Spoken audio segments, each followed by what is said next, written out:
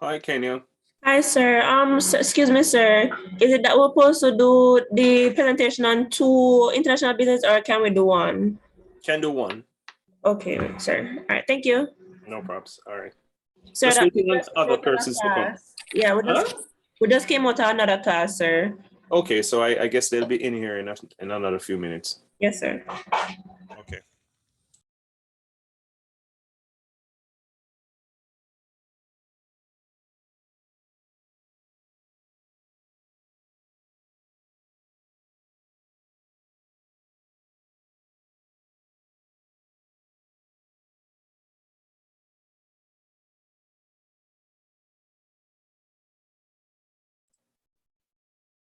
All right, so we'll start in another 2 or so minutes, just waiting on other persons to join.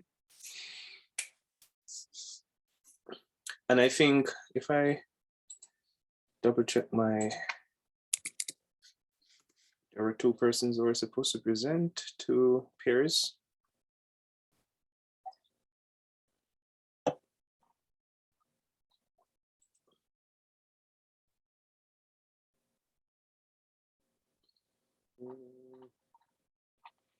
Right, so I think Alri, Kemar and Kenya, and then Matthew and Rachel. All right, so just let's wait for about two more persons to join us. Sir, good evening. Good evening. Good evening, sir. So a question. Oh, you get your background like that. All right. Rather different. You go to, let me see if I remember. Go to stop video. So it should be the second, from your far left, it should be the second icon. And you click on stop video. There's to the top right of stop video, you'll see blur my black background or choose virtual background. It will give you options.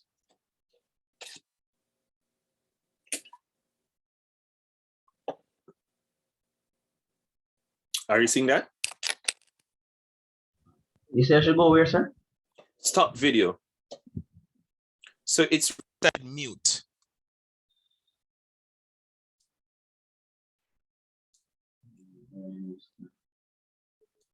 Are you using a desktop? No, a laptop, sir. Oh, Laptop, sorry. yeah, I'm seeing something that said choose virtual background. Right, you can, right. So you can, there should be something above it, say blur my background. So if you don't have a virtual background, you can actually blur it so that persons can see your background. I understand. Okay. Okay.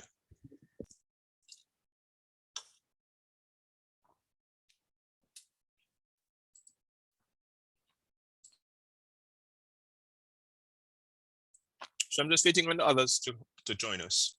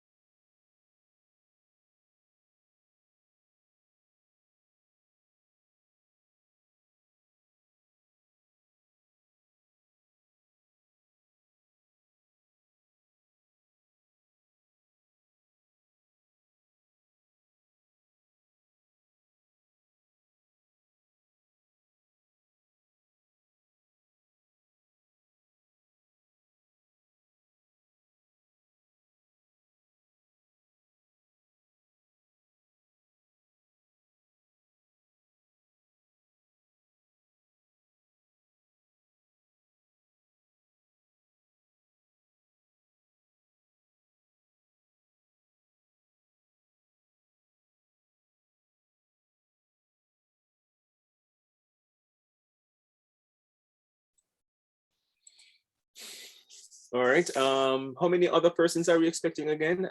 In the last class we had. All right, so persons are actually joining. Good. Let me just double check. In the last class we had 1, 2, 3, 4, 2, 4, 6, 8, 9 persons. No, we have 1, 2, 3, 4, 5. One person might not join, sir. Yeah, some persons are like, it's Friday, I don't want to have to go to class. But you have to we just have 10 weeks and this is week 1, so it will soon be over. All right, so in the last class, we ended we stopped where persons were doing their presentations. And the 2 pairs that were left, Kemar and Kenya, I think both of them are here. And the other 2 persons, Matthew and I think her name is Rachel or Rachel. More than likely it's Rachel. So I think, so no, Kemar and Kenya are here. So I'll allow you guys to go ahead and do your presentation before we go any further. Yeah, good evening, sir. Yes, evening. Sorry for the inconvenience, but I'm still up on the work, so may I use my cell phone. But otherwise, that will not stop me from doing a presentation, actually. All right, go ahead. All right. Firstly, the company that we had research about is Toyota Jamaica. And what we were asked to do was to research about the impact that these companies have as on Jamaica. So as I may go now, Toyota Jamaica. Toyota is a Japanese company who has franchises in Jamaica and other parts of the world. The impact, hold on, sir. Okay. The impact the company has on Jamaica is that they are one of the largest car dealers who provides cost-efficient cars to low and middle income earners. Also, most government agency chooses to purchase Toyota cars because they are very cost efficient, durable, and economical. What I'm actually saying is that Toyota cars, they are I would not say they are one of the cheapest, but they are very competitive in their prices. They are very economical because some of these Toyota cars, Jamaican actually love them because some of these parts can actually work on older model cars, or even older model cars, parts can actually work on, new model cars as well. So it's for that, as what a lot of Jamaican would also refer to is the parts, they are easily accessible. Basically, you can just walk into, for example, a shop and purchase a parts for a Toyota car versus other brand car like a Kia. These parts are hard to come by. So persons kind of actually love the accessibility of these cars and the parts, that they are easily to come by. Therefore, so as I move along, in fact, Toyota Jamaica continues to contribute to the development of the Jamaica economy by producing jobs and creates businesses for all prospective entrepreneurs. What I am actually saying, that the impact that Toyota Jamaica creates in Jamaica, they create jobs for all levels of people within the country. So, it is a broad umbrella Toyota had created in Jamaica because they have different areas within their industry that they provide jobs. And, once jobs are provided, on the other hand, the economy will grow because these individuals can now contribute to the development by paying their tax, by feeding their family, and to live a meaningful life. Then another impact that Toyota Jamaica had caused, on Jamaica is that there was an article published. So as it reads, on the other hand, according to Jamaica Observer, who published on September 24, 2021, that the largest car dealer, Toyota Jamaica, has published that the world must embrace for a shortage of vehicles production by 40% due to service global shortage of microchips. So it will, based on the pandemic in this year, that will be a negative, that cause a negative impact for the company. It will reflect on us as a country because some of the luxurious cars that actually, manufactured by Toyota Jamaica, they are monitored by sensors and chips and so on. But based on the availability of these chips, it will cause us shortages because most of these modern days cars, they are automatic. Everything about them is computerized, I should say. So therefore, there will be a decrease in the amount of cars that actually produced yearly by Toyota Jamaica. So in a nutshell, Toyota Jamaica, it has otherwise from the decrease in manufacturing, they had impact Jamaica in a positive way by, as I said before, providing jobs, persons who actually own these cars for domestic purpose, they can actually maintain their car because these cars, the parts are easily accessible and affordable. And, so this is the company that myself and Kenya had researched, and these are the findings that we actually came up with about Toyota Jamaica. All right, so thank you very, very much for that. Is Toyota Jamaica a franchise of Toyota, of the Toyota brand, the global Toyota brand? I'm not sure if you came across any information relating to that.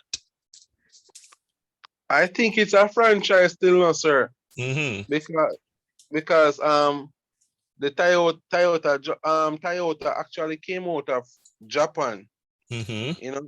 and across, for example, KFC, these franchises are actually owned by other individuals. I would assume I'd have to dig more deeper because in my opinion, I think they are a franchise still.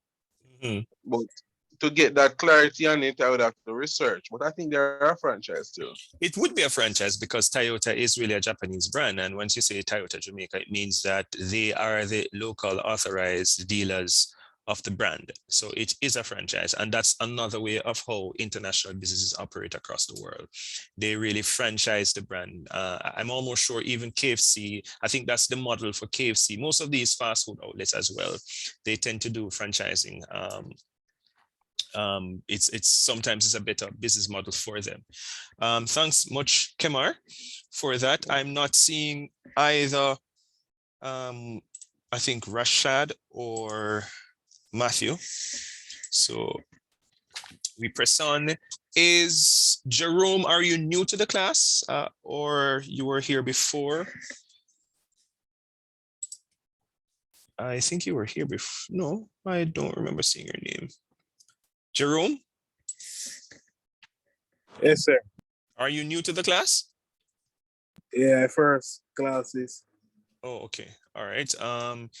Just give us a general introduction outside of your name. What's probably the area of work that you do, and what is it that you intend to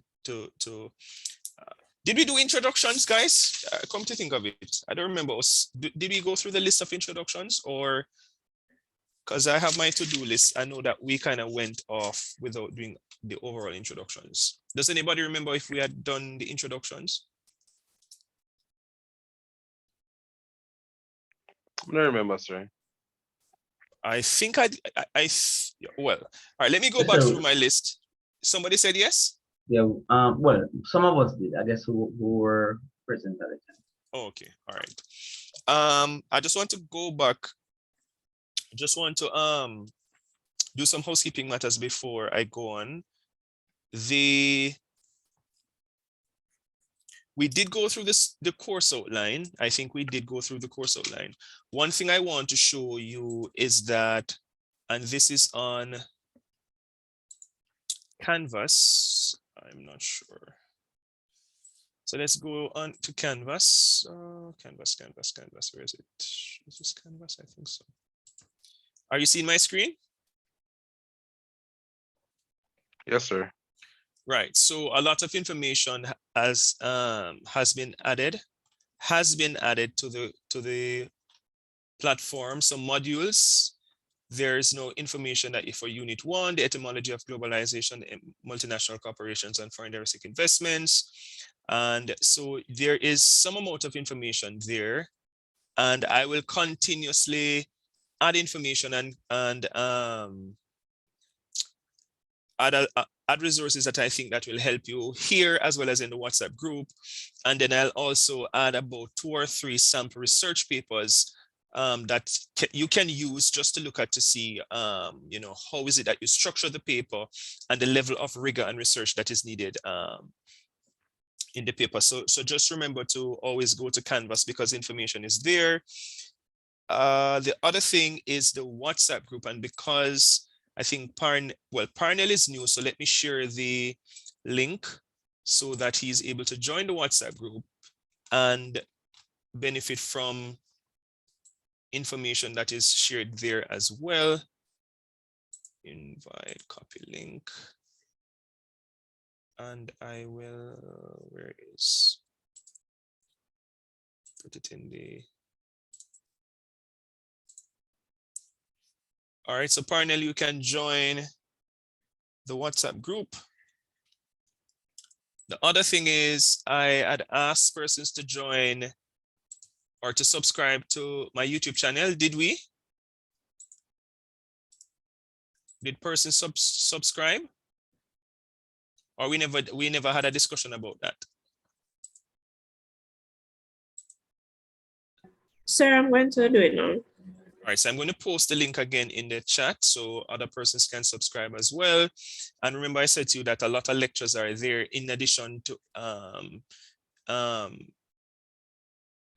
this course, many other courses. So there's already, I taught the course last year, International Business. So you can literally go and listen to some of the recordings if you want.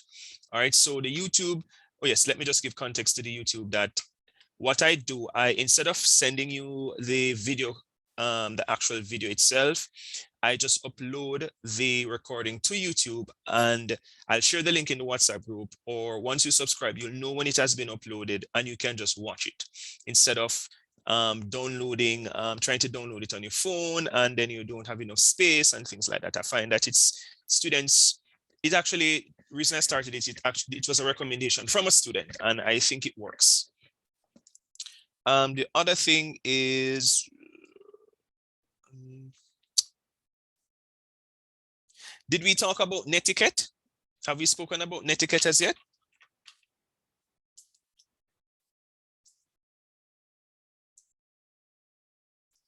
No, sir, I don't know. Okay.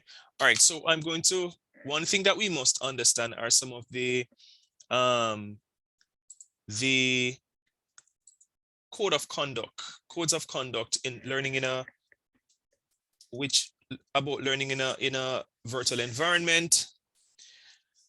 So I want for you to, you're going to watch the recording and you're going to write down about 3 or 4 points about some of the internet etiquette or netiquette relating to learning in a virtual environment. So I've shared the link in the chat, but I'm also going to share it so that we can all watch it together at once. Just give me 1 sec so to make sure that I close some of the things that are on my, so let's close this, not that. I was watching my Netflix show, not that. Let's close this. All right, so screen. Let's do this.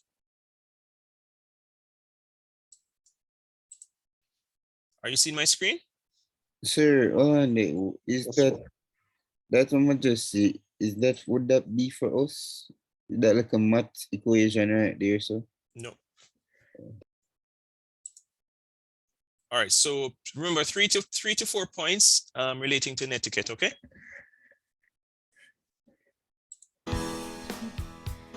How you present yourself online is how your instructors and classmates will perceive you throughout your online coursework.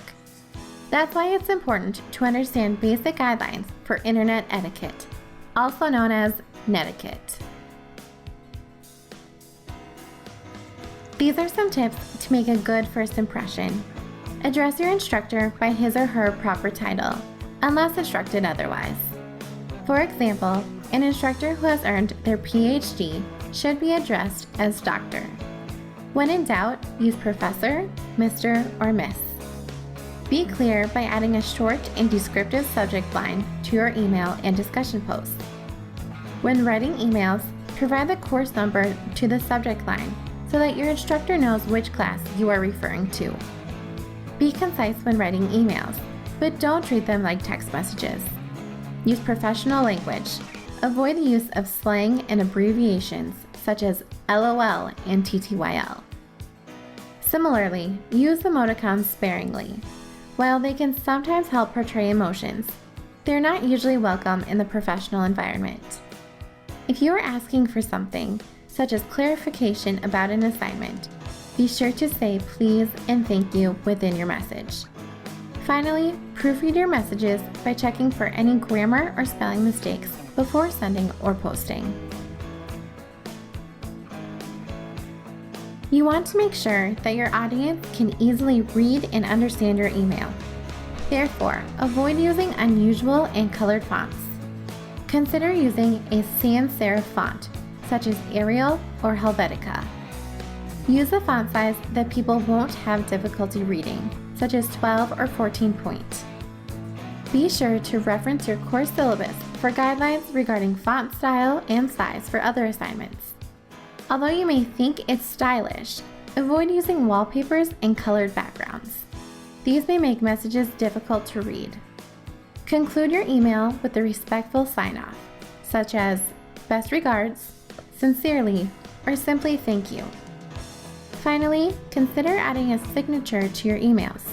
Include your name, major, and return email address. Do not use profanity in an email or discussion post. It is inappropriate and could offend your audience. If you find yourself writing an email while upset or angry, save it and come back to it once you have had the opportunity to calm down and respond in a positive manner. Review it and eliminate any negative language before sending. Finally, avoid using all capital letters. On the internet, all caps often indicates yelling or anger.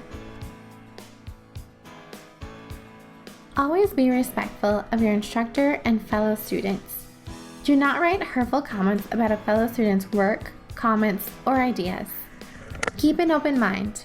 You will be taking classes with students who come from different backgrounds than your own. Be willing to learn about others' social and cultural norms and share your own. Choose your words carefully. Sarcasm and jokes can be taken the wrong way without cues from the teller's tone of voice and body language. Think critically before sending an email to everyone in your class or replying to everyone. Ask yourself if everyone really needs to see the message. If forwarding an email out of respect for the original sender, make sure you have permission to pass on the message. Finally, do not send spam or chain letters to your fellow classmates. Instead, maintain professional communication boundaries. Be smart with what you share online. Avoid sharing too much about your personal life with fellow students and instructors. Be professional and courteous without being soul-bearing. If you're experiencing a personal struggle that may impact your coursework, you may wish to reach out to your instructor privately. Think twice before disclosing company information. Most workplaces legally require you to keep company information confidential. Remember, information on the internet is public. Once information is online, you cannot remove it. Also, don't forget that even what you write anonymously can be traced back to you. If you remember one thing, let it be this. Do not do or say online what you would not do or say offline. Please visit our website. All right, so what I'd want us to do now is just to discuss what are some of the things, do's and don'ts of learning in an online environment. I'm listening.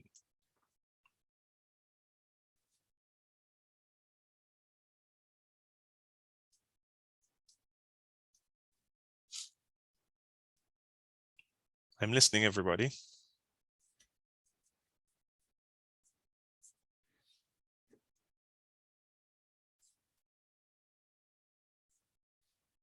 Jerome, Kamar, Kenya, Rashid. Let's start with Jerome. Tell me one or two things that you learned from the video.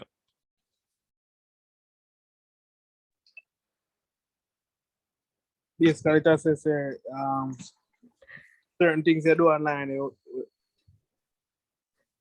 are different from doing it in person. For example, give me some examples that were mentioned. Or that give an example about the email thing. What about email? Enough use profanity and then thing then I email them. Yeah.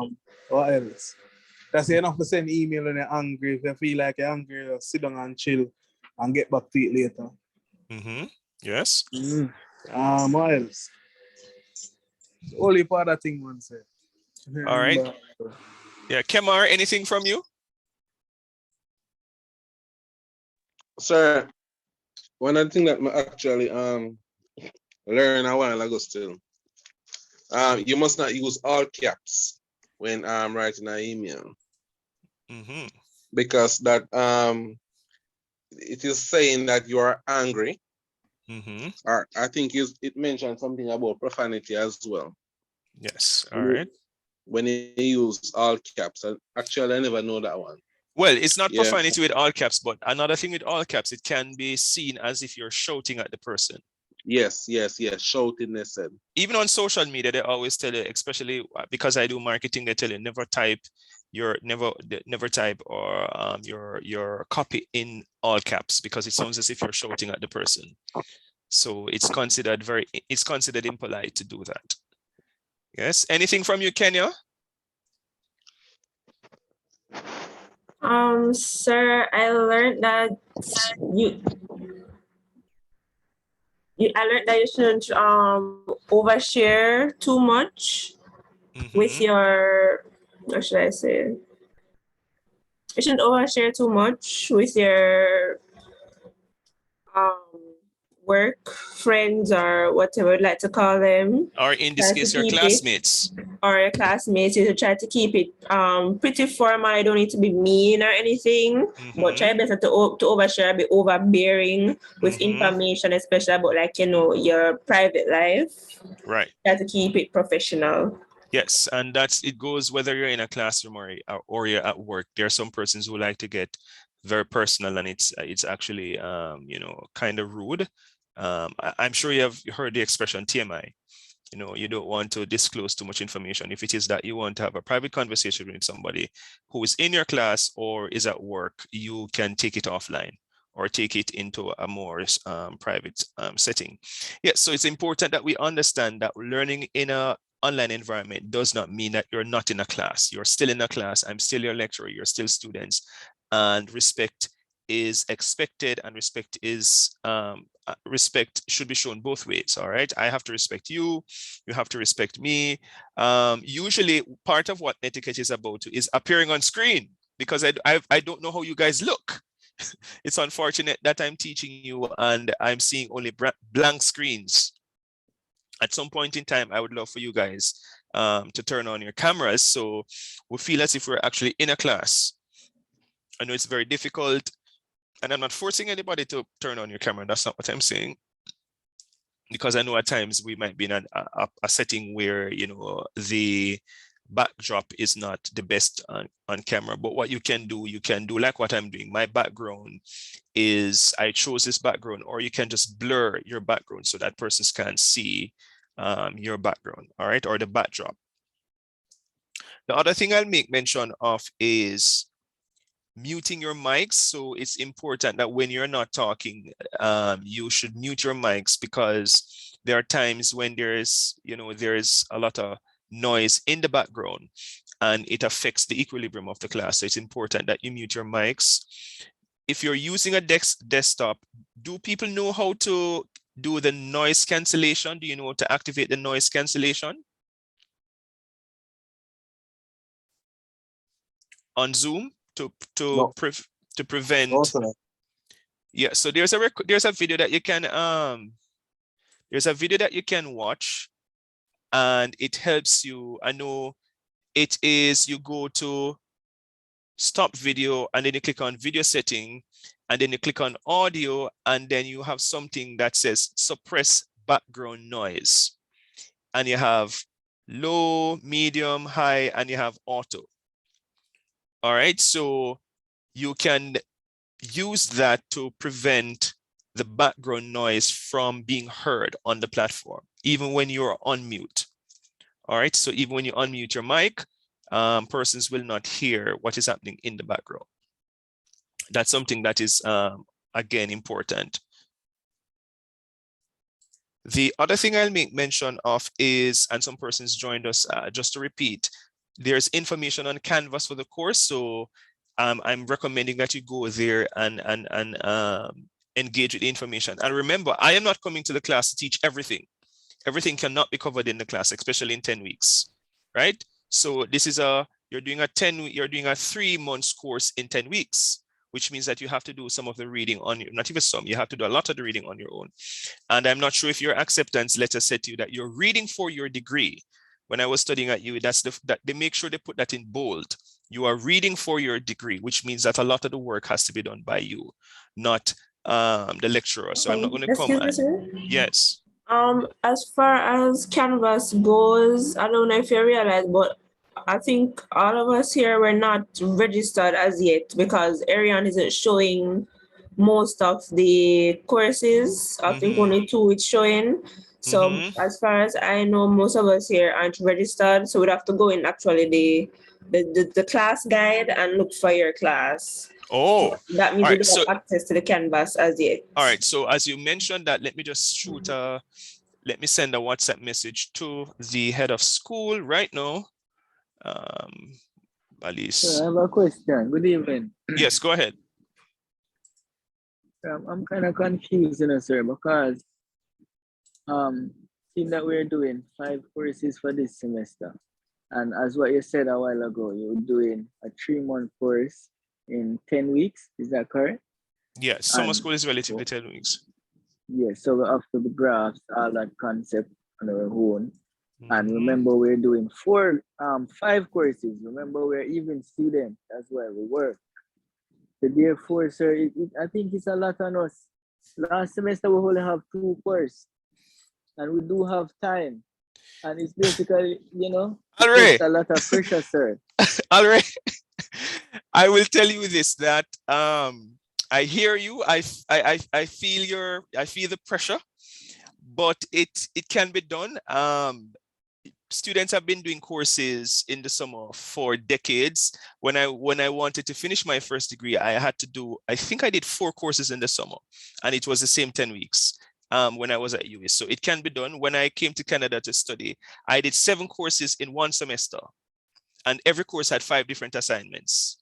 Then the following semester, I did 6 courses, and every course had assignments. So I hear you, and I share your concern, but I'm also telling you that it can be done. All right, it can be done. What you have to do is just to ignore all the other things for the most part. So you have work and you have school. Some of you have many concubines that are going to take up your time too. So you have to get rid of some of the concubines. You have family. Family is important, but you can say to your family, okay, I'm studying, I'm doing summer school for 10 weeks. Can you help me out? All right, but it can be done. All right, so I share your concern, but you just have to find a way to kind of balance it out. All right. So yes, I was sending it my international business students. You're saying that you're unable to access the course or unable to register for the course? Sir, it's not, the names are not showing up. I had called them earlier on this week. I think it was Tuesday, because we just got the timetable on Tuesday. So Mr. Monday class, because we didn't know we had those classes. We got the timetable. When we went to go and look, we only saw 2 of the classes that we could register for, being business analytics and another class, I think is Six Sigma, but other courses aren't being shown. All right, so I have access to everybody, so I'm going to even send it now to the vice principal of academic affairs. So give me 1 sec.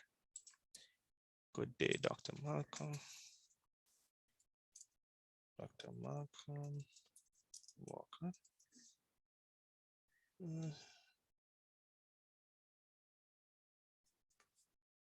So that's Dr. Malcolm. I sent it to Sobes. Now I'm going to go to Mr. Riley.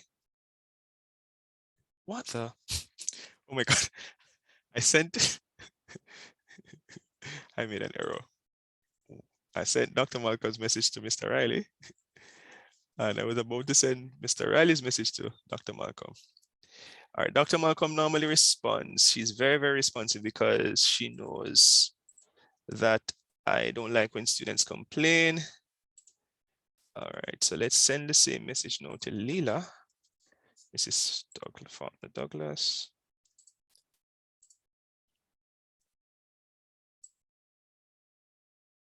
All right, Leela.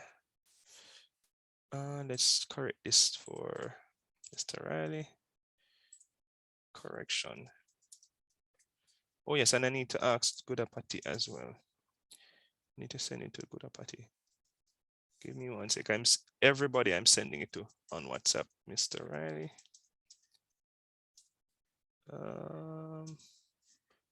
No, Dr. B. Good. So Dr.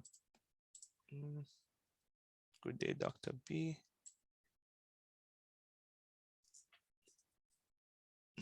Dr. B. Students are unable to register for my course. Okay, no, Bridget, not final person. So I'm trying to escalate it as far as possible. Bridget. Okay. All right, Dr. B is actually responding. She's going to tell me probably that it's not her headache or something like that, but at least she's aware and I know she'll make some sort of call. All right, so I'm trying to assist and I'm going to actually follow up with them by sending some emails. So thanks for bringing that to my attention. Thank you, sir. No problem.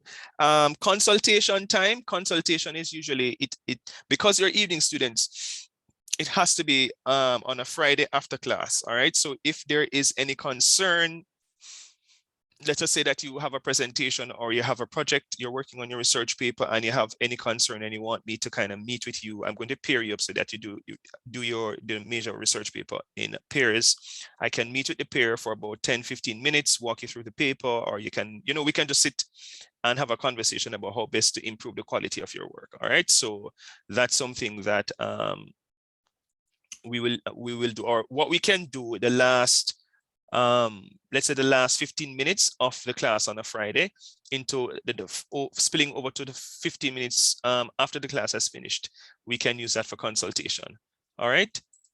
I'm not sure if you're familiar with consultation, but it's very much a part of.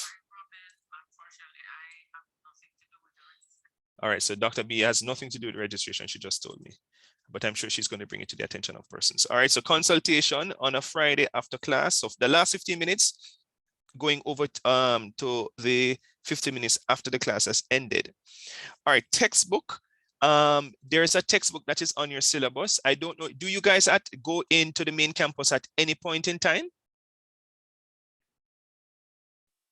Sir, if we have to, we don't go. We don't have any classes on campus. Right. Okay. So I have requested a digital copy of the textbook. I am yet to hear back from the library. I know that they have copies of textbooks in the library, physical copies. I'm trying to get a virtual book outside of the library. I am still searching. You know, you have to kind of search on the internet to find the free books.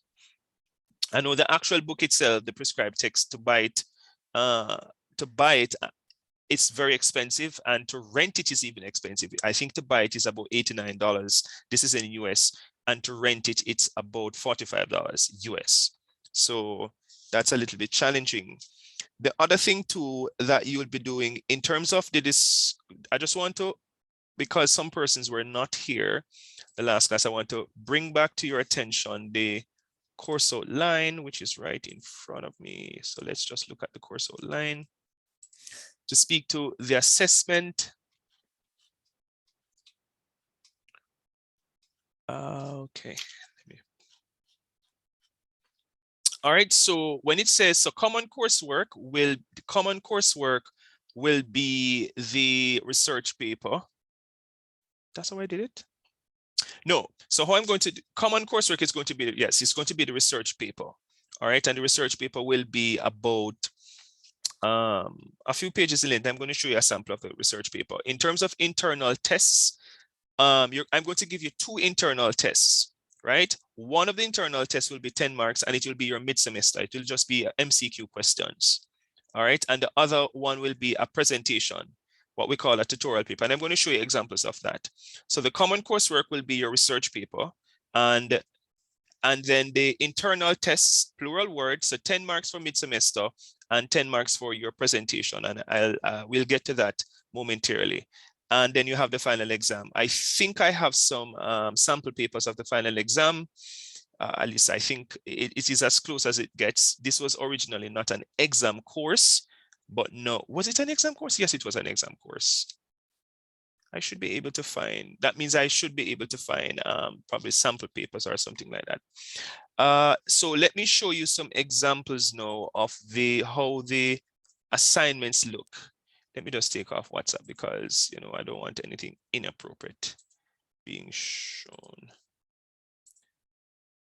So let me give you, let me take this off for now, take this off for now, take this off for now, and go to,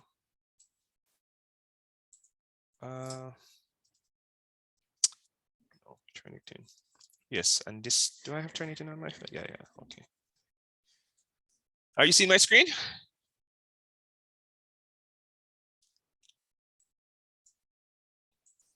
Seeing our Google screen, sir.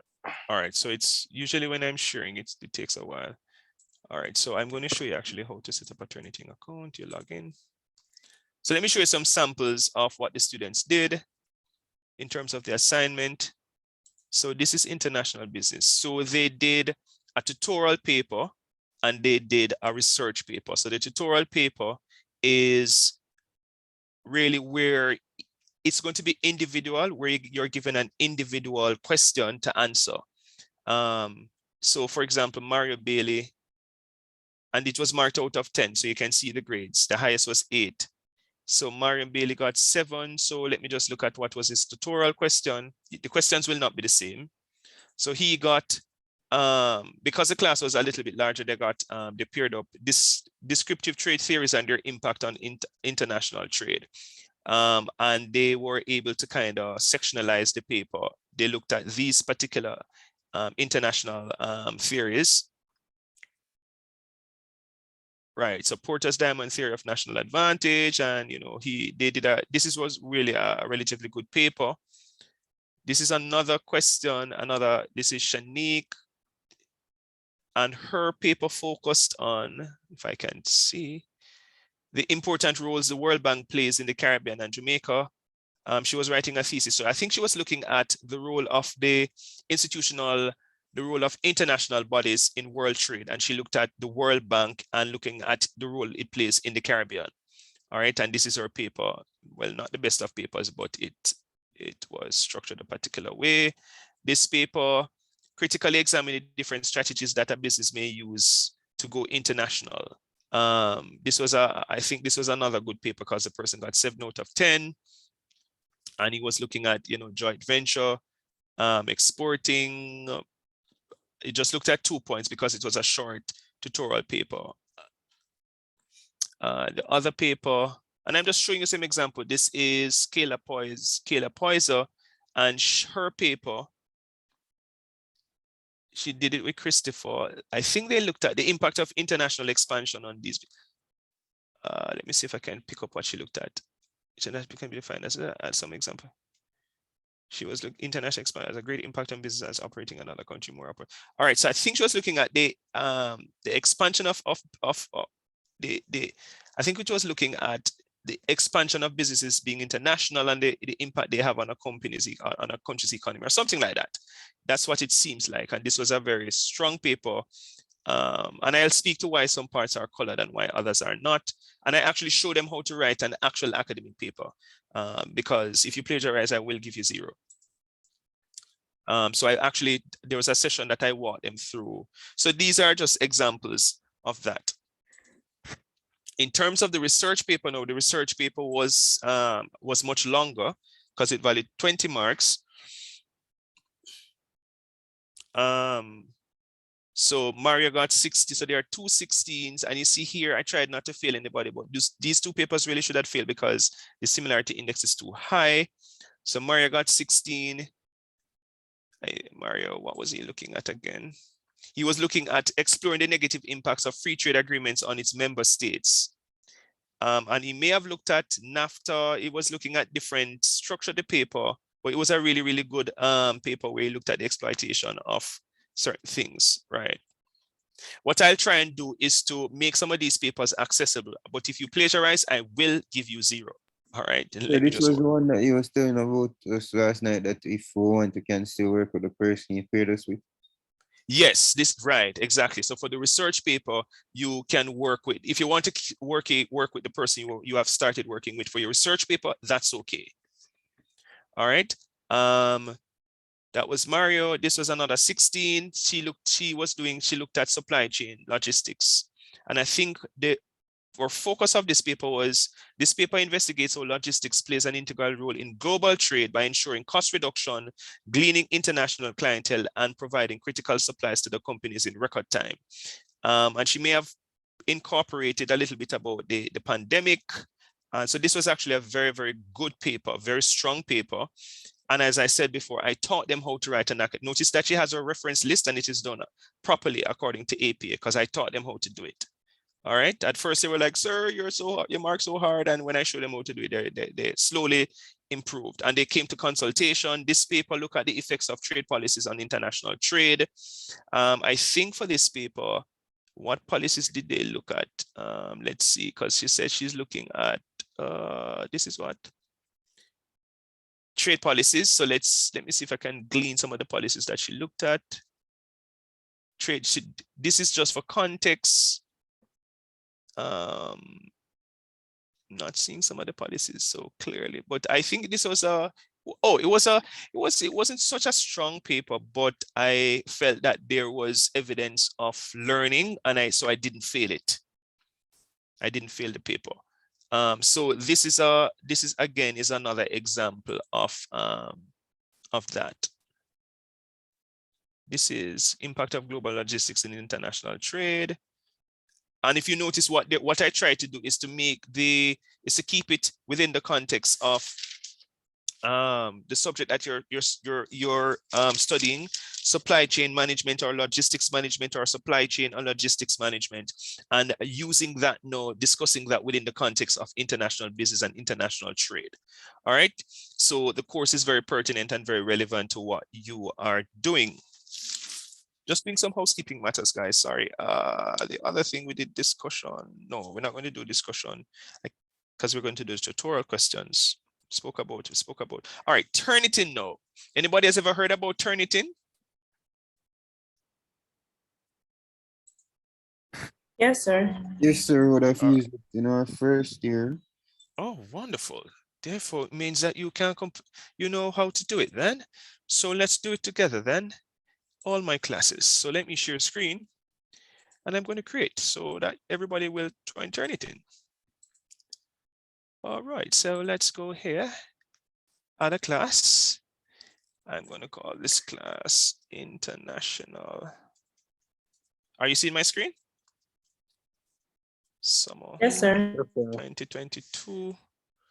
Enrollment key, let's say IB 2022, right? IB means International Business Subject, Business, Student Level, Undergraduate, Class End Date, or not in December. We will be here long, but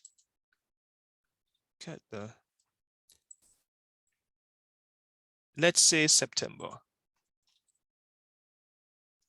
All right, so this part is important. I usually copy this because it needed to actually log into the class. Okay, so I'm going to share this. Oh no, I can't go. All right, so can you join the class for me, please? Just log into Turnitin.com and you're going to use this information. Why the hell did it fail? Oh. All right, so let me share the link in the WhatsApp group. Share the information in the WhatsApp group, not the link.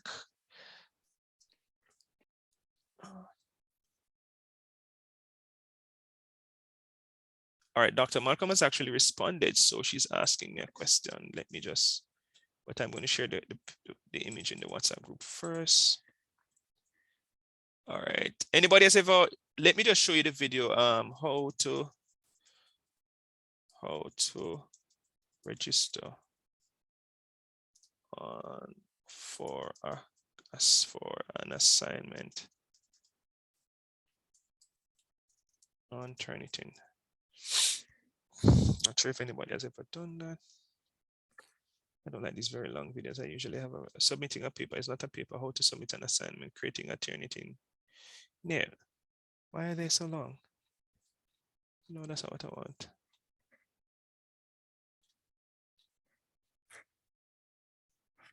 No, joining a class on Turnitin. That's what I should say.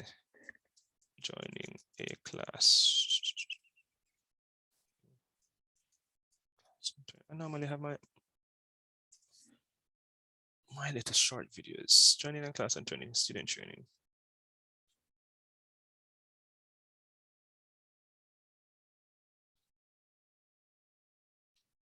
All right, here it is.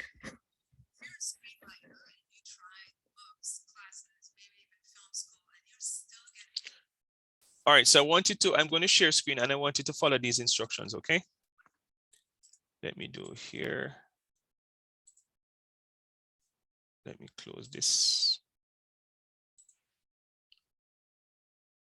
All right, so follow these instructions and join Turnitin. Join the class on Turnitin. This training video will take a student through creating a new account on the Turnitin system. Before you can do this, you will need to contact your instructor and get the 7-digit account class ID number and the class enrollment password.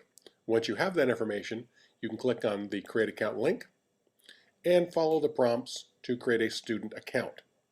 Here, you'll be prompted for that 7-digit class ID number and the class enrollment password. The class enrollment password is case sensitive, so make sure you put in the correct one. And then you can put in your first name and your last name and the email address you want to use for your account. You'll be able to put in your password. It has to be 6 to 12 characters long and have at least one letter and one number in it. And you'll be asked to put it in a second time. Next, you'll be able to select a secret question, enter the answer to that secret question, agree to the user agreement, and your account will have been created and you are now enrolled in the new class in your new account. All right, so I will share the link as well in the WhatsApp group so that you can, on your own time, get sort that out, okay?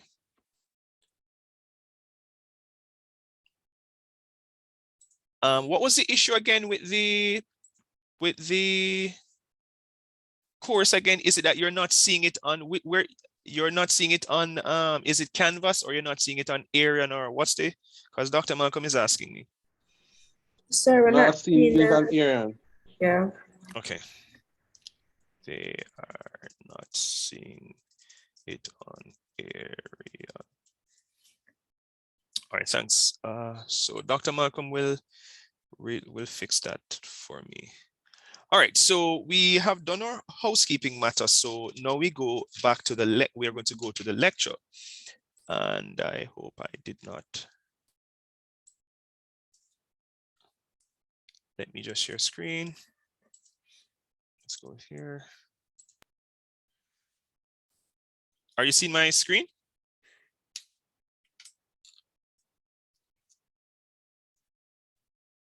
You guys are seeing my screen, right? Hello. Yes, sir. Yes. All right. So learning objectives, what are we trying to accomplish today? And I think it's going to spill over into next week. Examine the history of international business with a particular focus upon the context, and determinants of the growth over the last 150 years, and conduct group discussions of the history of international business from research findings. So one of the things that we want to understand initially is the difference between a domestic business and an international business. And before I go through the recording, I want for you to tell me indicate to me three features of an international business according to this recording, and also even examples. Let's listen. Enjoy.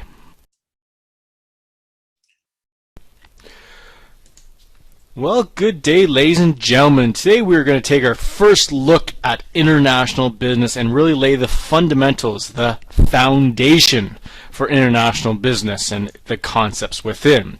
So make sure you get out your pen and paper. Make sure you follow the STORM philosophy for note-taking. Sit back and enjoy.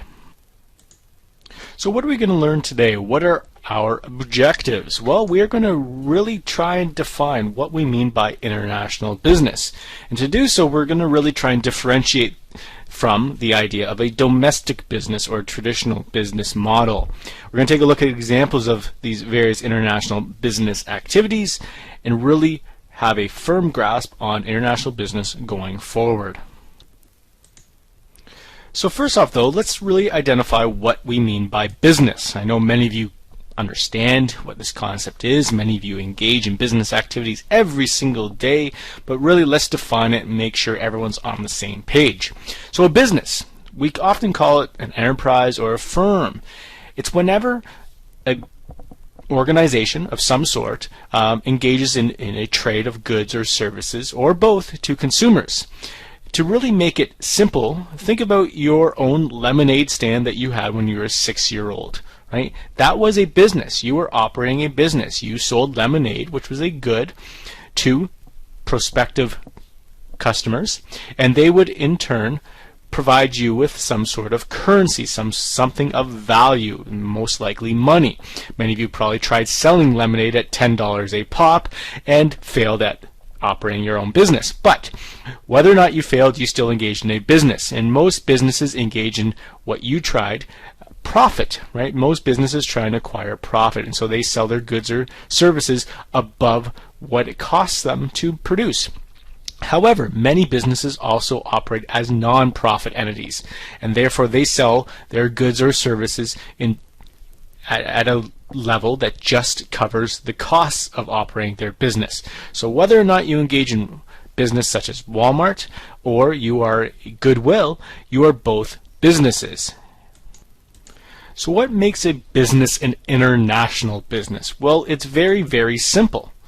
As soon as a business, an organization, engages in business activity across regions or country or political borders, they all of a sudden have become an international business.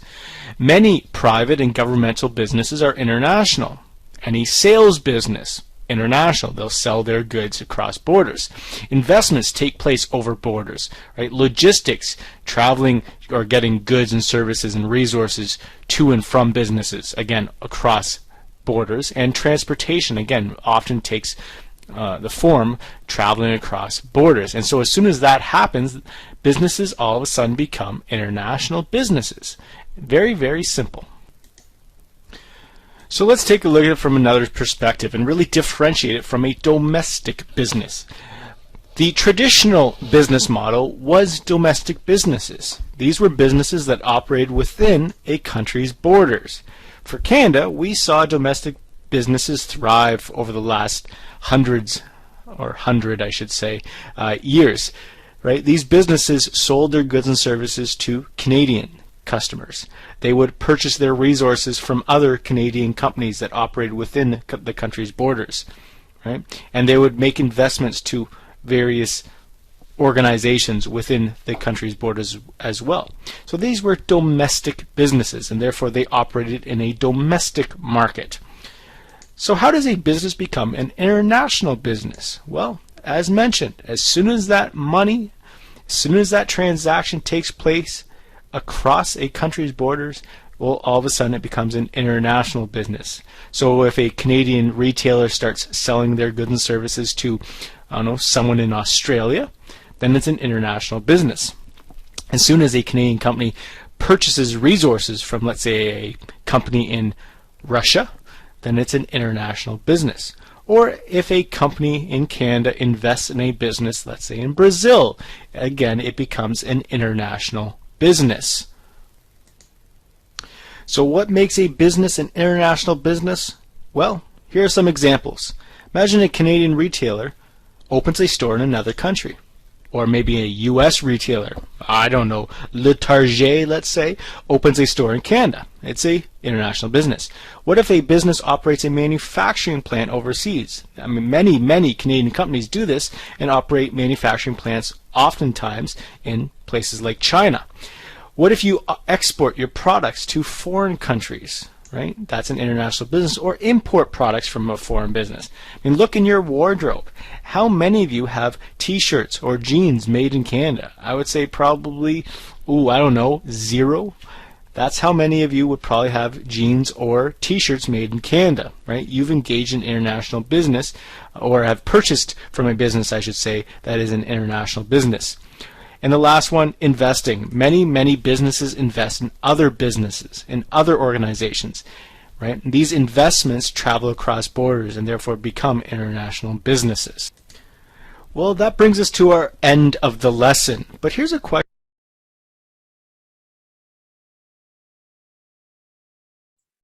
All right, so was really to provide some amount of context into, yes. Could you just go back to the previous slide, please? 1 second. This slide here? Yes, sir. I can share the link in the WhatsApp group if you want. So that if you want to revisit it, I could do that.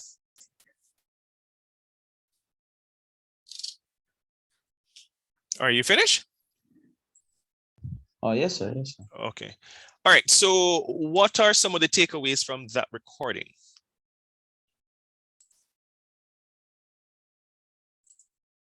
As it relates to an international business versus a domestic business, and examples, and whether or not ourselves we have bought from an international business. So, international business versus domestic business. International business focuses on outside of the borders. For example, foreign countries, Asia, Europe, Africa, or wherever, they sell their products to different parts of the world. Versus a domestic business, which is only restricted to inside of the borders. For example, Jamaica, we certain companies inside of Jamaica only do business with Jamaicans and not outside of the borders. Okay. Yes. I'm almost sure I heard a female voice was about to say something. Sir, I was just saying that I've not realized that as far as I can see and far as I know, everyone has somehow participated in international business, either by purchasing from them or actually working with them. Because if you consume imported goods of any kind, you will be participating in that business. So if you consume imported meat or clothing, more than likely you are participating in international business because it's coming from outside of our country, not from the inside. Yes, and this is how globalization, this is why there's a big discussion about globalization and the impact of globalization and how it affects trade, it affects the movement of people and so forth. So there is definitely a distinction between a domestic business and an international business. And the important linkage or the important distinction or determinant is the whole business of globalization. All right. So international business, as I said, all of the commercial activities that go outside of a country's borders. And these are some examples of international businesses. And so one thing I want for you to be very mindful of is that even though rainforest or even though some Grace Kennedy is Jamaican, the headquarters is in Jamaica, it is an international business because it does sell its goods and products outside of Jamaica, especially to the diaspora. And you find that even persons, Black people from even Africa, they tend to like Jamaican food, for example. So these are examples of companies, international businesses that are operating in Jamaica. These are international businesses that are not, well, some of them are actually Jamaican owned. I think Sandals is Jamaican owned as far as I know, but all the others are outside of Jamaica operating in Jamaica. So Cable and Wireless no longer exists. So we have Flow now. We know Digicel is not owned by a Jamaican, it's not an original Jamaican company. Scotia, for example, is a Canadian bank. Royal Bank of Canada, as the name suggests, Texaco, Shell, all of these companies are international businesses operating in Jamaica. So what are some of the factors now contributing to the fast growth of international business? Increase in and expansion of technology. And this, of course, is very true because you find, for example, that automation, mass production are happening across the world. Technology is allowing different things. Technology is really compartmentalizing how businesses operate. So even though I manufacture football, the leather, if I use leather, for example, that I need, it is actually sold in another country. It's actually made in another country. And let's just say that the thread that I need to sew the ball, that is manufactured in another country. And I buy from those companies, I put it all together, and then I sell the ball outside of my country. So you find that technology is facilitating a lot of that. Even in terms of e-commerce, many people now are buying on Amazon. Many people are buying, from these different brands that are all over the world because of the easy access due to technology. Development, another contributing factor for the fast growth of international business is development of services that support international businesses. So you have many regulations that are there that allow for international businesses to actually flourish. You have tax holidays, for example, that allow international businesses to actually flourish. Growing consumer pressures, meaning that even though we are Jamaicans, we are also now global citizens. So we're watching television, we are seeing on Netflix, all of us have access to Netflix, Amazon Prime, Disney Plus. We're seeing these different things. We're watching movies, we're watching music videos, we're buying magazines that are not Jamaican or not Caribbean, and we want those things as well. So there's a large import of, for example, Brazilian hair by most, well, I think only women wear Brazilian hair in Jamaica for the most part. So there's a high consumer demand for that because some women want to look like Beyonce or they want to look like a Kardashian. So so there's a growing pressure by consumers, Jamaicans, and I'm using Jamaica because that's we're all Jamaicans. Jamaicans, when they see a curved TV in a music video, they want a curved TV. So there's a demand for that. So it is actually sent in Jamaica. Increased global competition, that again is facilitating the growth of international businesses because people know in some countries they have more disposable income. So you have the rise of the middle class, for example, in a country like Nigeria, where they are doing relatively well. There's a rising middle class, and you find that there's again, companies are trying to sell to those different markets, like a Nigeria or different countries, because people have more disposable income. You also have the fact that companies are trying to outbid the other in terms of, providing the latest features. So let's just say a company like Apple, they're always upgrading the features of their phone because they want to stay ahead and they want to maintain their market share in the global economy. Changing political situations, again, many countries and governments are implementing policies that allow for ease of international businesses to set up shop in different countries. It's called industrialization by invitation. There's something I want, and it goes to this point. Let me just see if I just remember. I was trying to remember it. Industrialization by invitation. I was trying to remember it the other day, and I couldn't, by Sir Arthur Lewis. And it speaks to, this was one of the models that was developed. I don't know that it was very successful, but what happened, I'm just trying to see if I can get Sir Arthur Lewis to kind of speak to it himself. But what really happened with that model is governments set up, Caribbean governments had very lax policies that encouraged international businesses to set up shop in the Caribbean. They got tax-free holidays, cheap labor. They were able to also bring in labor. They were able to borrow capital to some extent.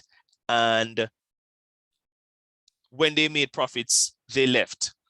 There is also the discussion about, in terms of the political situation, I'm not sure if you've ever heard about, so you have different, let's call them philosophies that guide sometimes the actions of government. So in Jamaica, we have the discussion about the PNP embracing democratic socialism, where the idea behind that is that the state should play a more welfare role in the lives of Jamaicans. So, when, for example, Portia was prime minister, Michael Manley, there was a lot of quote unquote freeness.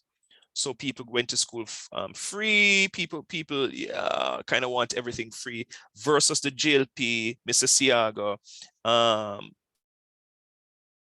Let me go to Mr. Siaga first, where Mr. Siaga was more a free market capitalist, where the idea behind that is the government role is to step back and allow the private sector to kind of take charge. What the government is supposed to do is to have less regulation and allow the private sector to flourish, and then know that in and of itself will translate into, let's call it, into bettering the lives of Jamaicans. And I'm saying these things not necessarily because they're wrong or right, but these are some of the thoughts that go into these different philosophies. What we now have under the current administration, which is the Holness-led administration, is what is called progressive capitalism. So it is still capitalism. You still want the private sector to play a particular role, and the government will step in at different points in time to help the poor, but the government will not be giving out freeness left, right, and center, because it doesn't help the government has to be very strategic in terms of injecting capital into the economy or raising interest rate or creating certain policies.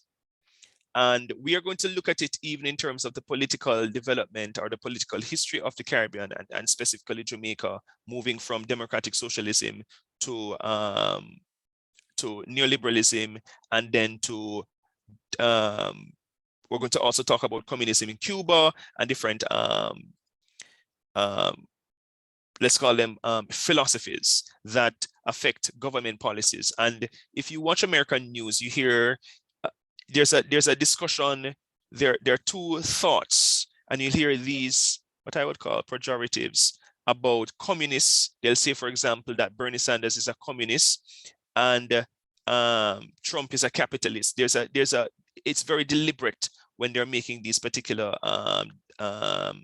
statements. Also, in terms of expanded cross-national cooperation, you find that in the interest of surviving, many governments or many companies rather have franchise, for example, their brands. So, you know, you have Toyota Jamaica, for example, and many of the franchises of KFC. KFC has a model of, and McDonald's, I think, too, where they really franchise the brand, which really is just that they give legal permission to entities to use the brand name. Of course, they're getting a commission for that. So these are some of the factors that are contributing to the growth of international business. Any questions? Are we understanding so far? Any questions?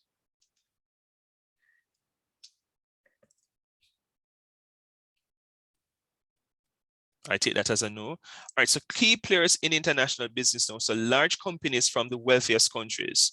And this sometimes is a major concern. So you can think you think of some of the largest companies in the world, or large companies from the wealthiest countries? Can you think of any examples?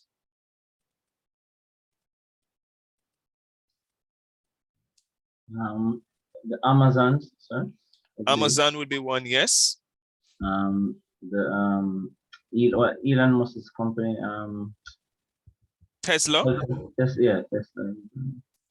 Yes. Any other?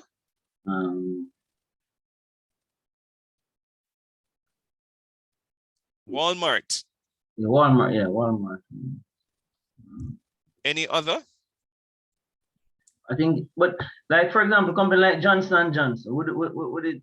Yes, Johnson and Johnson, of course. That's one of the richest countries, one of the richest companies in the world. Johnson and Johnson. Any other company? But those are some of the. Yes, somebody was saying something.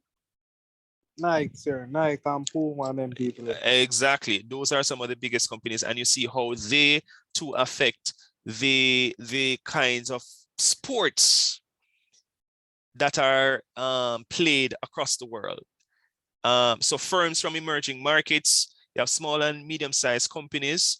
And you find that there's a rise in terms of small and medium-sized companies, because what these companies do many times, they find a niche in the marketplace and in the global marketplace, and they work and they try to satisfy that segment in the market. Multinational corporations, we'll be talking about them a whole lot. There are so many of them, KFC, Burger King, all of these fast food outlets, most of them are multinational corporations. And look at the pros and cons of them. And Born Global Firm.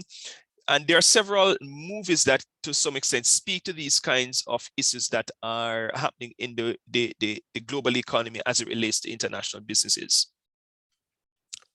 So international business is directly linked to globalization. So we need to try to understand, when we're talking about globalization, what are we talking about? One of the things that you must remember whenever talking about globalization is interconnectedness. You must have this in any definition that you write about globalization, interconnectedness. Or if you want to say interdependence. interdependence. All right, so there are several definitions of globalization. I usually just go to the one that I enjoyed, or the one that I always think reflects globalization when I was a international relations student, is where the world is becoming a single space through technology. All right, so the different definitions of globalization.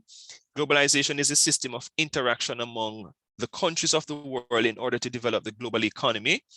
It refers to the integration of economies and societies all over the world. And this part is very important. It involves technological, economic, political, and cultural exchanges made possible largely by advances in communication, transportation, and infrastructure. So, and this is where my comment about interconnectedness and interdependence comes into play. In other words, what this part of the definition is saying is that these things are connected or interdependent. They don't work independent of each other. So the technological, the economic, and the political and the cultural are interwoven. And this is why you find that countries form alliances, because they know that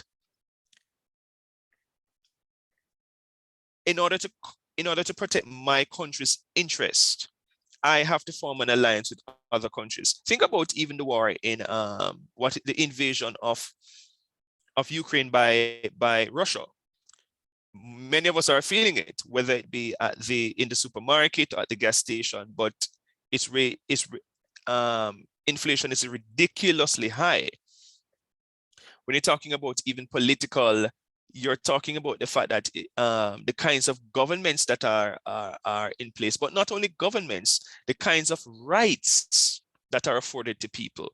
So if in a country, there is this belief that women are not supposed to participate in the economy, then that will affect international business, because they can't sell their goods to those women, and women actually they spend more than men, and they're better spenders. And you will find that women are the ones who really spend on behalf of the family. So whether she's working or her husband is working, or they're both contributing to the house, when it comes down to household items, the husband, well, if it's a male and female situation, the husband usually leaves it up to the wife to make the decision about the kinds of foods that are bought, the kinds of clothes that are bought, if we're going on a family trip, things like that. So there's this interconnectedness that is there. Even us as ordinary Jamaicans, we want to travel, right? We want to travel. And traveling to other countries has several implications, because one, it involves safety. Are you safe, or are we safe when we travel? Not just that there might be a technical difficulty on the plane, but we're also concerned about terrorism. We're also concerned about terrorism, and that again comes on the whole notion of political, because politics it's not only the kinds of governments that are in place, but even some of the the kinds of belief systems that are in place. When you're also talking about economies, you're talking about what we call developed economies and developing economies and underdeveloped economies.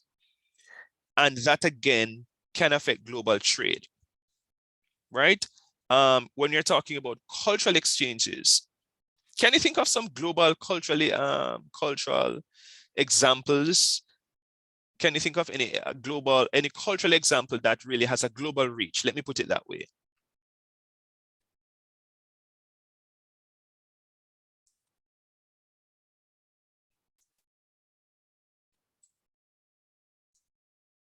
So you're asking if Jamaica has any? I mean, generally, not just Jamaica, but is there any kind of can you think of anything that is cultural that has a global reach? Sir, I'm not sure this is good, but would music be one? Yes. Can you explain it a little? Just say a little bit more. Thanks to the internet now, everyone has more access to music, but via things like YouTube. So while someone who lives in East Asia, which is particularly on the other side of the country, I realized this a lot more, that Asians love dancehall and reggae music. They wouldn't have known about our music if it wasn't for globalization or the internet. They wouldn't have had access to it, they wouldn't have discovered it, and they wouldn't have been able to learn the dances that they learn now, because I've seen videos of them doing stir fry and these are the other little dances that we have here in Jamaica.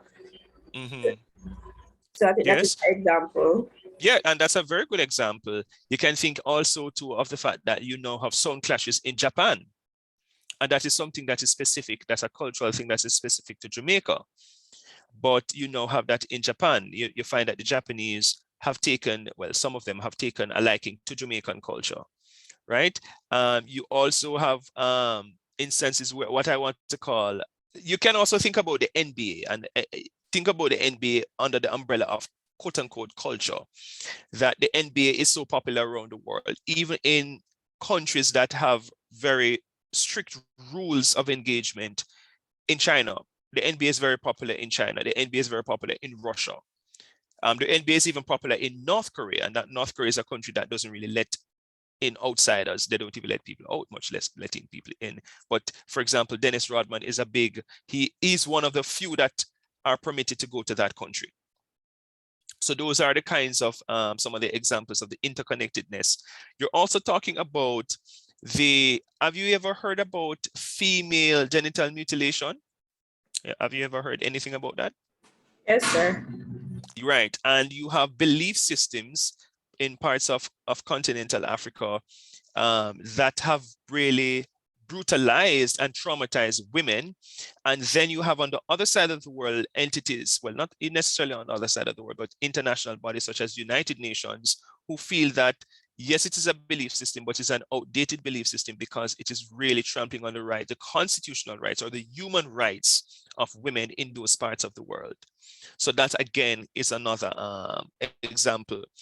Another example you can think about again is the controversial, let's call them alphabet people, where you find that they are forming alliances in different parts of the world. So there are global entities now that speak on their behalf and advocate for their rights. And even in terms of human rights, there are so many international bodies that function in different parts of the world. And that is partly because of globalization, where there's an interconnectedness. In other words, some people will say you cannot see sufferation, poverty, hunger, underemployment in one part of the world and say, oh, that's not my country and that's not my people, and ignore it, right?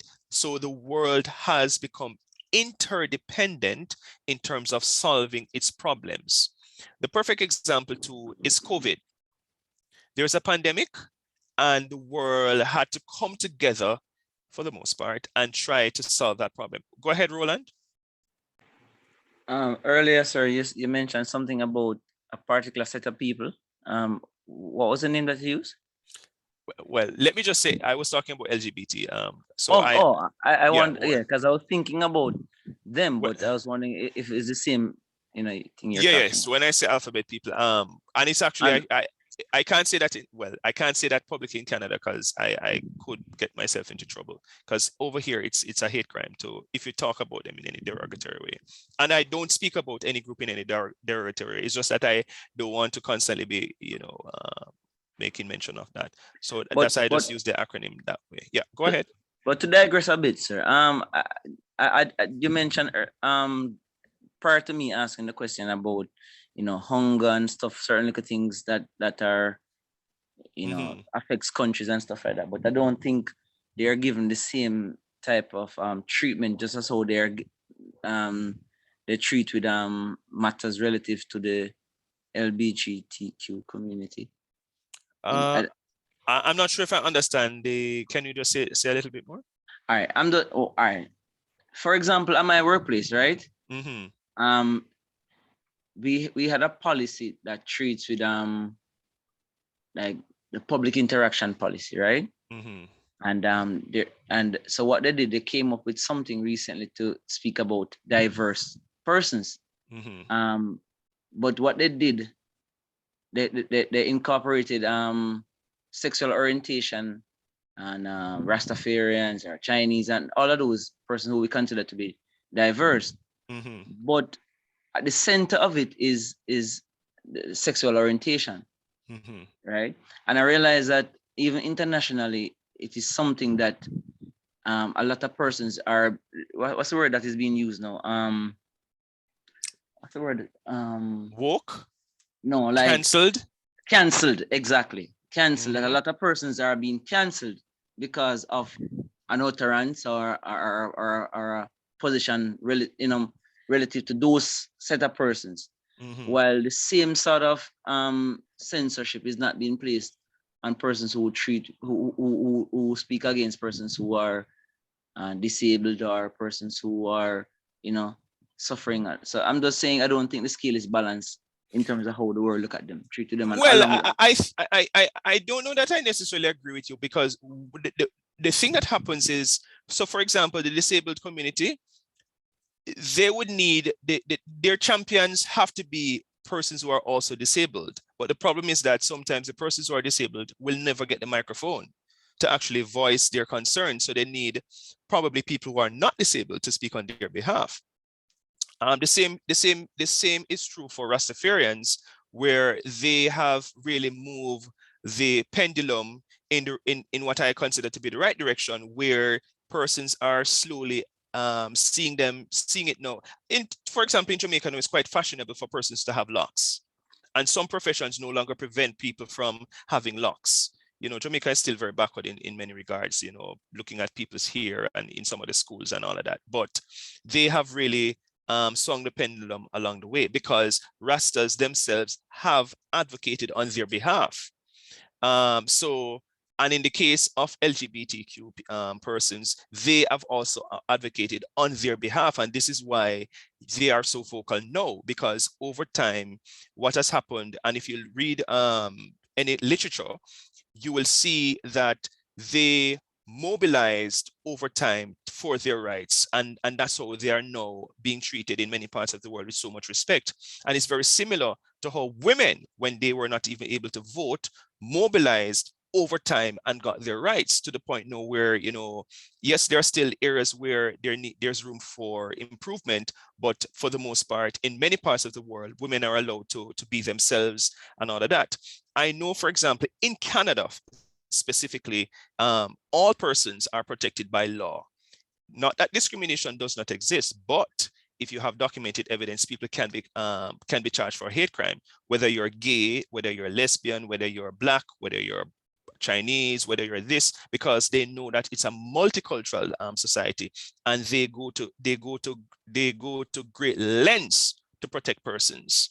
And notice that this is a country now where people are moving across borders, which is part of the whole global phenomenon that is taking place. So I don't know that is the case. Probably in Jamaica, what has happened in Jamaica is that while the problem with Jamaicans is that our obsession, we are very obsessed when it comes down to male homosexuality. Let's be very frank. It's not even with female homosexuality, because women can be seen in music videos kissing up and doing all kinds of stuff, and it's not a problem. The country has this, and it's not just Jamaica, but many countries, that's their issue. Their issue is with male homosexuality. That's really where they have an issue. And then they start quoting Jesus, and they start quoting the Bible, and all kinds of stuff. So my point was that because the world is becoming far more integrated, many countries are being forced to offer certain rights, to recognize certain rights. So I know, for example, that Digicel, you cannot work for if you work for Digicel and go there and you are found to be homophobic, you will be fired. That is a policy of Digicel operating in Jamaica, and many Jamaican companies, that is the direction they go. So when you use the word diversity, they're not going to use the word LGBT, or because they know those words are politically charged. So they might use the word diversity. And some companies in Jamaica, they have to embrace it. And I think that's also the case with the call centers, because the call centers themselves are international companies, and they don't want to be accused of being discriminatory. because Jamaica is not the center of the world. These are companies that have businesses all over the world, and they don't want any company to say, okay, this company discriminates against gay people, or this company is racist, or many companies don't want that. So many times they even settle to keep those discussions, to suppress those discussions. So you'll find, so it's not that they are, more vocal or more visible than any other group, but you can't blame them, right? They have mobilized over time and fought for their rights. Same thing with women, same thing with Rastas, same thing with even some Christians, same thing with Muslims. They have mobilized and fought for their rights in different parts of the world. All right, even in terms of human rights, partly why we have an INDECOM in Jamaica, and people like to cuss INDECOM, and I keep saying to people, INDECOM is very necessary, because far too often in the past, police, members of the Jamaica Constabulary Force and the military would indiscriminately kill poor Jamaicans, and nothing would come out of it. And this is partly because of globalization. So you have the United Nations Human Rights Council that Jamaica has to give some sort of report. And when Jamaica goes there, and even if Jamaica wants to ignore them, when they put out their report, the US government might say, here, what? Because of your violations of human rights, we are not going to give you financial aid. All right, so this is why the discussion about globalization is very, very important. All right, I'm hoping I've provided some additional context to the discussion. You find even too that some of the countries like Canada now, their immigration policies are very lax. In other words, they welcome people to come to the country. Even if you come to Canada as a visitor and you run off, nobody now look for you. If they find you and you're illegal in the country, they're not going to necessarily deport you. How you get deported is if you commit a crime. Once you commit a crime, they say, oh, no, we don't want you here. But if you're here and you're illegal, there are times when they actually tell you, okay, if you have been here for 5 years or you've been here for 3 years and you're illegal, just come in and let us and regularize yourself. Because they know that they need people from all over the world. People are moving on from all over the world, and they want the best and the brightest. Sorry. So another definition of globalization is a trend towards increasing interdependencies among world markets and the diffusion of new ideas, technologies, products, services, and lifestyles. This sometimes can be a problem. And you see this happen when, for example, like what we're experiencing now, inflation. And inflation is kind of spread across the world. So because so many economies are interdependent, when one thing happens negatively in one part of the world, it has a ripple effect. So Russia invades Ukraine, all of us are suffering in some ways. Some of us are suffering more than others in terms of gas prices, in terms of food prices. I think in Canada, we have to some extent cushion the blow, not in all cases, to some extent, but I don't think it is as bad as it is in Jamaica. When I see those gas prices, I'm like, thank God I'm not in Jamaica, because I'd love to drive. And at one point I had 2 cars when I was in Jamaica, and when I say I love to drive, I love to drive. I would be all so I know I wouldn't have any money at the end of the day. It's ridiculous. So you have the other side of the coin, where interdependence sometimes is not the best thing. So forces of globalization, cost. And cost can be that it is affordable. And I think I've mentioned that it's because of rising markets, such as those in Asia, why many of us as Jamaicans are able to afford certain things. You go into any inner city house, whether it be in West Kingston or any part of Jamaica, or any poor house in Jamaica, and they have the latest TV and all kinds of stuff. Because because of global international business and the globalization of international businesses, they have managed to reduce the cost of certain things that were once considered to be high premium. DVD player, well, nobody uses DVD players anymore, but even cell phone, even the man who pushes a cart downtown has the latest iPhone. And you wonder, where did he get the money from? He has some relative overseas, and the relative overseas buys the phone and sends it to him. Right? Market meaning that the different goods and services that are being exchanged have become even far more interdependent, especially since one product has different components, and these different components are made in different countries. And I think I mentioned last night the example of my aunt, of wanting to buy my aunt's car, And she said to me, I have to delay it by about 4 months because the car, when I give you my car, I'm going to buy this other car. But the car that I want, there's no chip. The chip is in China. But because of the war, they're having issues because the Chinese government might be relying on something else from another country to make the chip. So you find that there's this interdependence of markets, meaning that the goods and services that are being exchanged every day. Competition is also one of the driving force of globalization. I'll give you an example. Canada, there are the international, the colleges here and universities here, they are competing for international students. Right now, I have an interview on Tuesday of this week. Sorry, not of this week, of next week. Tuesday of next week to become an international executive recruitment officer. And one thing that when I started preparing for the position is looking at the top 10 countries where students are coming from, international students are coming from in Canada: Nigeria, France, India, China, Latin America, Brazil and Colombia, and can't remember some of the other countries. And when I say it is a very competitive environment, it's very competitive. And what has happened now, because of that level of competition for international students, that has given rise to medium and small size and medium companies, such as agents, recruitment agents. So you have this big one in Canada called Apply Board, but then you have the micro agents in the respective countries, and they're working together to bring students into Canada.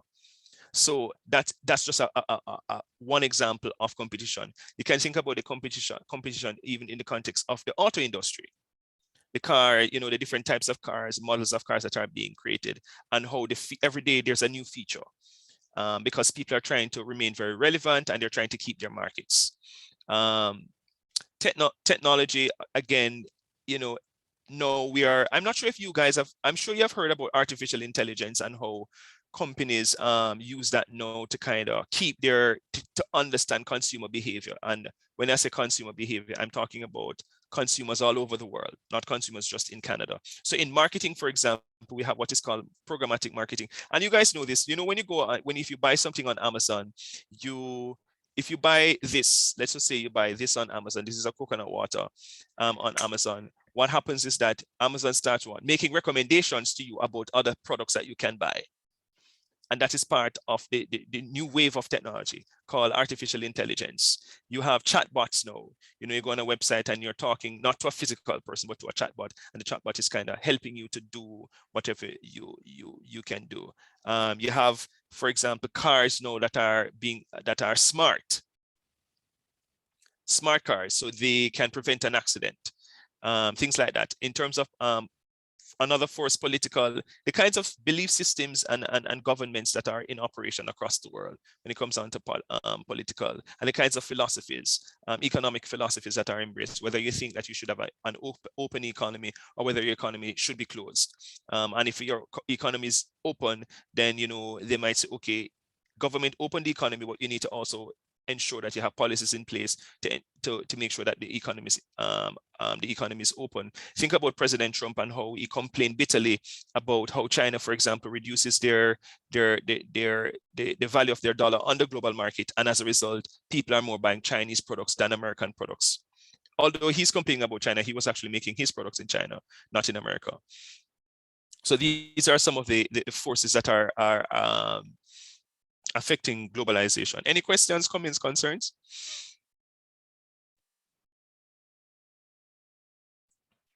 Are we understanding everything? Yes, sir. Okay. Cost forces of globalization, global scale economies. In other words, you find that companies are trying to find I don't want to say the cheapest, but the most affordable way to produce their goods. I have a recording that I want to share with you, and this happened in the United States. Amazon Worker Conference. Lindsay Graham.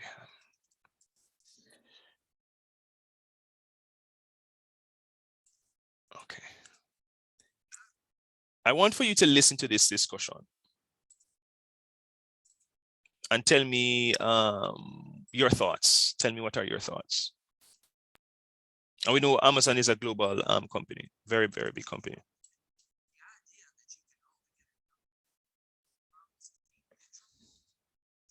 Sir, we're not hearing the sound. You're not hearing the sound? Why not?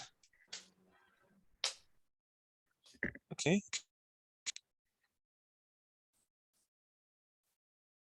This is the part that I want. Let me just make sure. This is Lindsay Graham. Oh, yes. This is the one. Are you hearing now?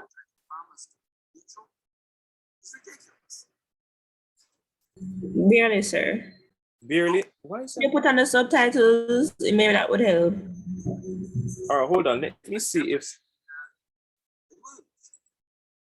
Why does it sound so low? Did I find one that is low? Usually grass fits smart tested women like this. That deep eyes.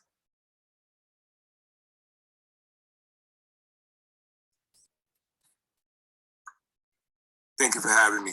All right, yeah. So just a brief, just wanted to listen to this briefly. Oh, okay. It's okay. Before I play that, there's something, there's actually a rap song that I wanted to hear. It's actually about globalization. So before I play that, we can actually go to it. Sourcing efficiencies, again, this goes to what? Logistics and supply chain, right? Sourcing efficiencies, in other words, having effective supply chains across the world. Because again, the interdependence of the various economies and the international businesses that operate together. Factor of production differences, high product development costs. Again, one thing that you should, and this is why I wanted to play the Amazon video, because what happens is, yes, Amazon allows us to get these wonderful things across the world, but at what cost? We're talking about people, their workers who are barely making minimum wage, who can barely survive. And that is something that's one of the other side of the coin of globalization. It's not this wonderful thing that you think about. And I also mentioned blood diamond, where in our part of the world, we are buying diamonds and we want to look good and glamorous and all of that. And we want to have, earrings and all of that. But on the other side of the world, in continental Africa, people are dying for those diamonds. All right. Rapidly changing technology, market forces of globalization, common customer needs, global customers, global market channels, and transferable marketing. These are things that are pretty simple to understand, but I want for you to listen to, I'm going to go back through some of these things, but I want for you to listen to this rap song, and it is talking about globalization, and I want for you to tell me exactly what the person wrote about globalization. Are you hearing? Yes, sir. Okay, hold on. Americans. I'm going to tell you this because, is it on? Because this guy talks very, very fast. It's probably on already. Tell me if you're hearing. Hearing? Did you hear that? Yes, sir. Okay.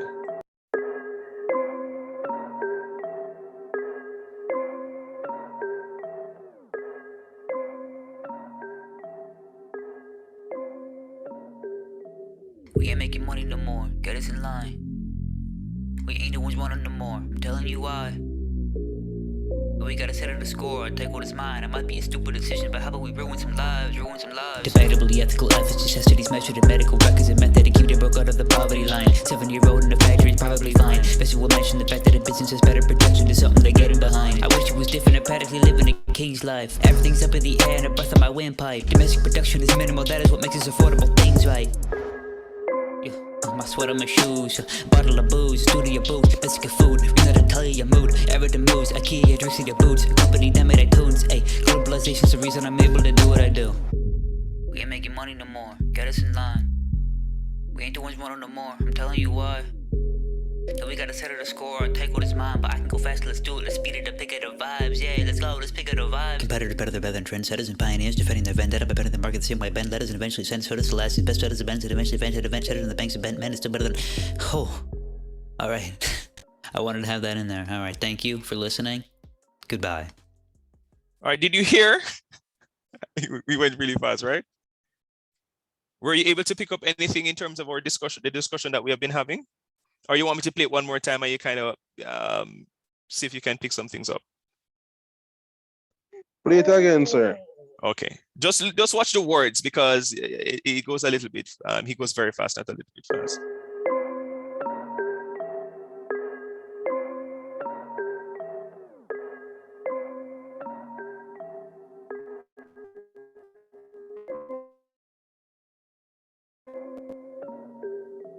We ain't making money no more, get us in line. We ain't the ones wanting no more, I'm telling you why. But we gotta settle the score, take what is mine. It might be a stupid decision, but how about we ruin some lives, Debatably ethical efforts, necessities measured in medical records and method to keep them broke out of the poverty line. 7-year-old in the factory is probably fine. Best will mention the fact that a business has better protection to something they're getting behind. I wish it was different and practically living a king's life. Everything's up in the air and a breath of my windpipe. Domestic production is minimal, that is what makes us affordable things right. My sweat on my shoes, bottle of booze, studio boots, biscuit food. We gotta tell you your mood, everything moves. IKEA drinks in your boots, company that made iTunes. Ay, globalization's the reason I'm able to do what I do. We ain't making money no more, get us in line. We ain't the ones wanting no more, I'm telling you why. So we gotta settle the score, take what is mine, but I can go faster, let's do it, let's speed it up, pick it up vibes, yeah, let's go, let's pick it up vibes. Competitors better, they're better than trendsetters and pioneers, defending their vendetta, but better than market the same way bend letters and eventually send sodas to last, best letters events, and eventually event cheddar in the banks of bent men is still better than, oh, all right. I wanted to have that in there. All right, thank you for listening. Goodbye. All right, so what are some of the things you could decipher or understand from this rap song about globalization? I think globalization make him have him up. Yes, that's one thing. Sir, I get from it that he knows that at some parts it's bad. The globalization has made certain persons' situations terrible. Like the parent said, the 7-year-old working in the factory is probably fine. He trying to like tell himself that it's all right, or you don't have to think about it, but he's living a king's life because of that. He's getting the shoes and clothes and watch and all those stuff. Thank you. I'm happy you saw that. So child labor on one side of the world in China, and you're living the king's life on the other side in the world. Yes. I think he talked about leveling up and not staying in the same situation. Yes. Anything else? Anybody else heard anything? Any other thing?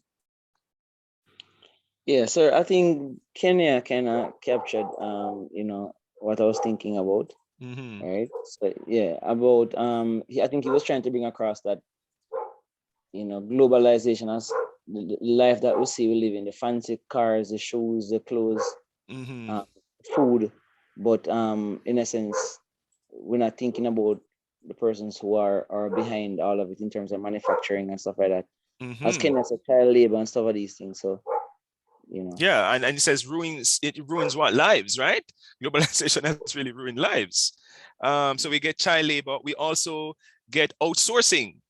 I'm not sure if you guys heard the outsourcing when it says minimal factory production. In other words, the factories have left and have gone elsewhere.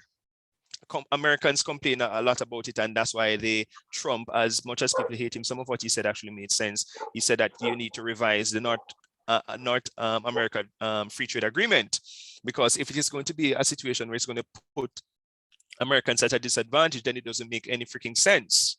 So that come out of it, and I think everybody mentioned too the far-reaching impacts of globalization and how it's a double-edged sword.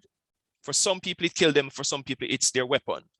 They can use it to live very good lives. All right, so yes. As you're saying that I'm thinking about the situation with because I was watching what's this called again, Vice or something like that. The situation where I think is cockpit country or something like that with the mining, and then there's the chief who's trying to protect his people because it is their land, and Jamaica has it there that that land shouldn't be touched at all, but yet they're really pushing because they're at the moment I think they're mining at the border, and there's schools and there's homes and there's all kinds sorts of people living their lives right there farming, but it's now being destroyed because of the mining. And they had showed places that weren't touched yet, and they also showed places that were nearby areas that are already mined out. So it's dry, it's dusty, like a drought hit it, and it hasn't been able to recover, and the people are suffering there. It's causing respiratory issues and all of that. But the government refuses to look at it that way. They're looking at them and telling them that they're stupid. They're ruining Jamaica's chances for a better future because this is somehow earning us money. But by us, really and truly, just the government itself, them putting money in, because we know it's true. There hasn't been much improvement in the civilians' life, but their pockets have been lined a lot more. So would that be a great example of it would be because what you're highlighting is the fraught issue between international businesses coming into poor countries and sometimes forcing or influencing governments to make very bad environmental decisions. So in the name of feeding your people or giving local people jobs, we will have to encroach or cause severe damage to the environment. So you're talking about an issue now where an international business with far-reaching influence, and sometimes this happens too. Sometimes the international businesses actually go to their host country's government and lobby their government to say, okay, here what? They're not listening to us, you do the talking. So they call the local officials into a meeting. So you look, you have you might not have the company there, but you have let us say the ambassador, the US ambassador, and they have this meeting. But really what has happened is that the international business has lobbied on behalf of itself, gone to its own government, and its own government now comes to our government to try to say, here what, we're going to build 3 schools down the road. Can you just, turn a blind eye and give us something? All right. I'm not saying that that is the case in relation to the cockpit country. I think it's a much more complex issue, but I know that that is part of the discussion.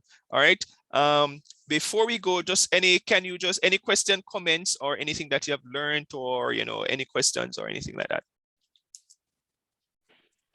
So I just want to add something quick. All right. I know the call centers are basically outsourced, in terms work from probably United States and all of that. Company that outsource their work, right? And I know that is a part of globalization. But the video that you played a while ago, I was here just processing it to say that probably the reason for the outsourcing would be because of the rate, in terms of yes, of course, cheap labor. Cheap labor, basically. Yes, cheap labor. Yeah, man, that's what they do. But and then it ties back to the assignment you gave us earlier when we use the same call center. In a sense, it works 2 ways. So the big companies getting what they want in terms of the cheap labor. We are getting some benefits to our economy because there is a boom in the construction industry when you have to build up these places and all of that. And then although short-lived, I think it's short-lived though. Those boosters are usually short-lived in my estimation. Kind of, but you see, sir, and then I don't know if you're all right. I have an issue with how statin, for example, do who they consider to be employed or unemployed, So if somebody get a day's work, they capture them as employed and all of that. However, but another spin-off from the call center would be the employment for the unattached youths, and because our unemployment rate is so high. So, but at the end of the day, it's still cheap labor for us. And so I guess that's some of the pros and cons with the whole globalization. Yeah, and sometimes what you have to really do is to look at, are there more pros than cons, and make a decision.